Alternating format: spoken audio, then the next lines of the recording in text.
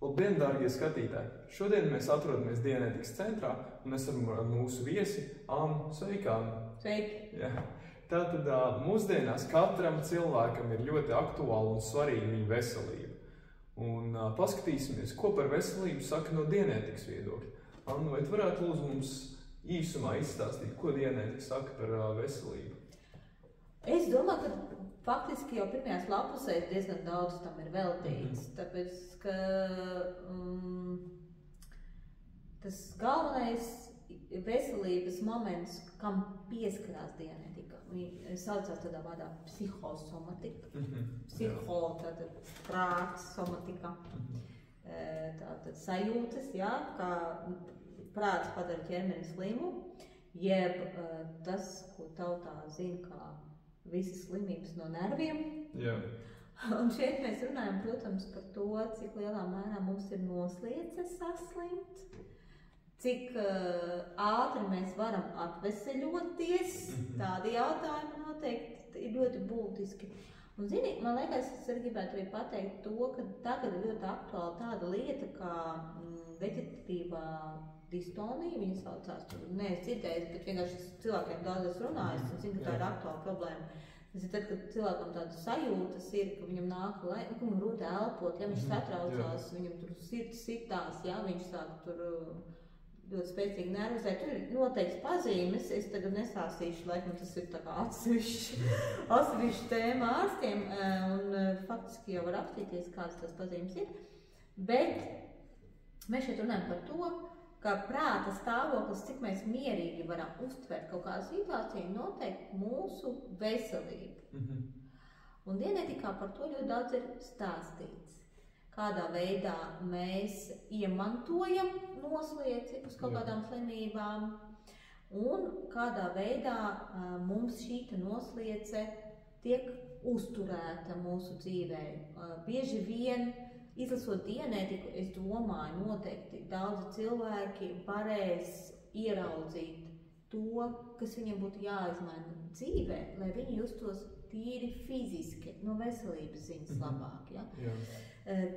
Man personiski, protams, iepazīšanās ar Dianētiku ļoti uzlaboja veselību. Kaut es ar viņu sāku nodarboties neveselības problēmu dēļ. Jā.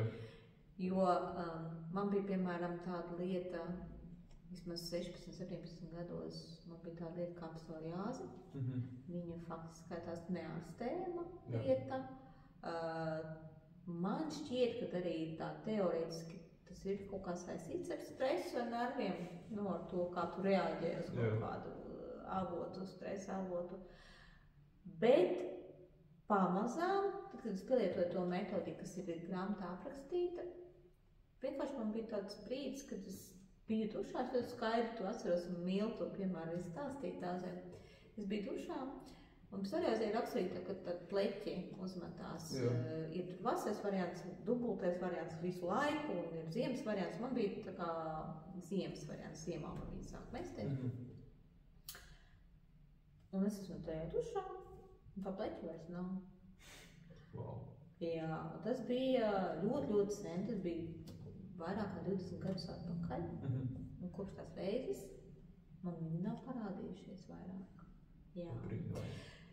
Jā, un godīgi sakot, es to neuzstādīju kā mērķi. Es vienkārši teikt, neuzstādīju kā mērķi sev ar Dianētikas palīdzību uzlabot veselību, ja? Bet blakus parādības šādas būs. Jūs tiešām kļūsiet veselāki, jūs labāk pretosieties kaut kādu infekcijas slimību ietekmē. Piemēram, es pārējām slimu Covid. Es nezinu vienkārši, kas tur ar to Covid bija. Man viņš nepieskārās. Jūs noteikti daudz labāk atveseļoties, ja pat arī kaut kas notiks, ja, jums ātrāk kaut kas sadzīs, ja, tie visi atjaunošie mehānismi, kas ir ķermenī ielikt, viņi būs daudz aktīvāki. Ja cilvēks pielietos tos padomus, kas ir rakstīts grāmatā, ko man gribās? Es varu izstāstīt to grāmatu no sākuma līdz beigām, kas tur rakstīts, kā tur rakstīts, bet es saprotu, ka tie piemēri, kas ir grāmatā, viņi liek tev tā kā izdzīvot cauri savai dzīvei. Jo viņi stimulē tev padomāt, bet vai manā dzīvē bija kaut kāda situācija, vai manā dzīvē ir tas aspekts. Un tad, kad mēs paši skatāmies uz savu dzīvi, mēs arī redzam, ko īsti mums vajadzētu tajā mainīt, un tad, kad mēs arī kaut ko mainām un kaut ko darām ar to, tad mēs iegūstam visus tos labumus, par kuriem es tagad stāstu. Jā, apbrīnojami tiešām. Paldies, Anna. Vai tu varētu teikt no savu tā kā personīgā viedokļa un skatu punktu, vai diēnētikas izlasīšana tev uzlaboja tā kā, vai iedeva citu skatu punktu par savu veselību?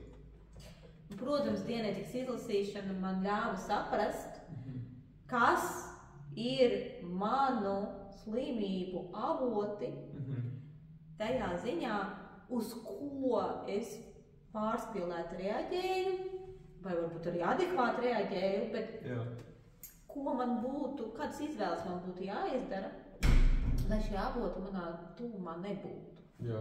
Tas jau ir galvenais. Jā? Tas ir tas pirmais solis, ko mēs varam darīt. Un tad mēs sākam atveseļošanās ceļu. Atkarībā no tā, cik tā veselības problēma ir nopietna cilvēkam, tas ceļš var būt īsāks vai garāks, bet kopumā kopējā veselības tā situācija paliek arvien labāka. Un faktiski varētu teikt, ka, ja cilvēks aktīvi nodarbojas ar diēnētikas metodiku kādu, nezinu, gadu, viņš iespējams pēc gada vairs par veselības problēmu vispār nerunās. Jā.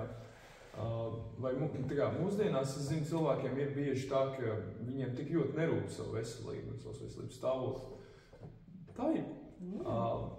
Vai jūs, prāt, diēnētika tā kā cilvēkam, paskaidro to, cik svarīgi tomēr ir viņa veselība, kā liek viņam aizdomāties par to? Es nedomāju, ka viņi liks aizdomāties par veselības problēmām, jo tas nav viņas uzdevums. Es domāju, ka viņa liks aizdomāties par to, kāda ir mana dzīves kvalitāte, un vai viņa mani apmierina reāli. Un tad, ja mēs runājam par kvalitāti, tad uzreiz tās veselības jautājumi parādās. Jo bieži vien mēs vienkārši nezinām, ka mēs varam dzīvot labāk. Mēs vienkārši pieredam pie tās situācijas un domājam, tā ir visiem, tā ir man, tā ir maniem draugiem, tā ir manai ģimenei, tā tam arī jābūt. Jā. Un varbūt pirmais solis, lai vispār kaut ko mainītu, ir iedomāties, ka var arī tā nebūt. Jā, un tad es domāju, tā var arī nebūt. Ko man darīt, lai tā nebūtu? Tad varbūt arī tas jautājums ir, varbūt, ka man jāprūpējas par savu veselību. Varbūt, ka man ir jāpārstrāj dzert katru vakaru šņambi glāzīti vai alus pudeli. Varbūt, ka man ir jāaiziet uz kaut kādu, es nezinu, klubu, fitness klubu, patrenēties. Tie jautājumi parādīsies vēlāk. Kad es sapratīšu, ka es tiešām varu dzīvot savādāk dzīvi. Vispirms ir vienkārši jāsaprot, ka vispār tas ir iespējams. Jā, man liekas, tas, ka cilvēki domā, ka tas tā ir un neko tur mainīt nevar, man liekas, tas viņus arī apstādina vispār par to domāt. Viņi vienkārši tā ir, tā mums arī viss būs, ko es tur? Jā. Paldies, Anna, tev par interviju. Dārgie skatītāji, mēs atrodamies Krišāņa Valdemāra ielā 20, 2. birojā. Droši nāciet ciemos un, protams, iegādājieties arī grāmatu Diēnētika. Un šeit augšā būs vēl video ar Annu. Un paldies par skatīšanos!